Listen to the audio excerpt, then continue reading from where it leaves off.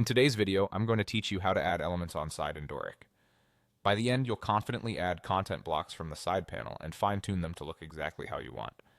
First, head to the Dorik login page. On the sign-in screen, click Sign In as to choose your preferred login method.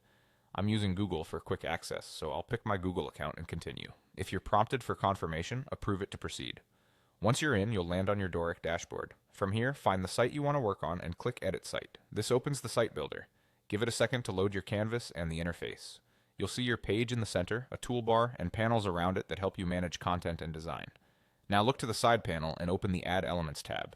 This is the toolbox for everything you'll place on the page. You'll see a variety of options including image, text, video, buttons, and forms, among others. Think of this as your library of building blocks. Choose based on what you need. Text for headings and paragraphs, images to showcase visuals, video for dynamic media, buttons for calls to action, and forms for collecting information.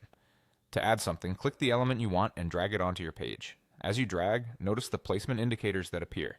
These help you drop elements into sections, columns, or specific areas for a clean layout. Release the element when you see the highlight in the right spot.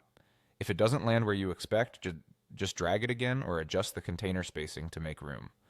With the element selected, move to the right side panel to configure its content and style. This is where the magic happens. For text, edit the copy directly and refine typography, alignment, and spacing. For images, swap the file, add descriptive alt text for accessibility, and control size and cropping. For videos, paste the URL and tweak playback and layout options. Buttons can be labeled, linked, and styled with color, size, and hover effects.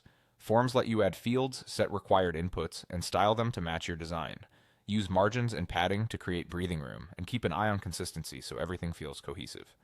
As you work, make small changes and check the results right away. If placement feels tight, try dropping elements into a column or a new section for better control. And remember, simple, consistent styling often looks the most professional.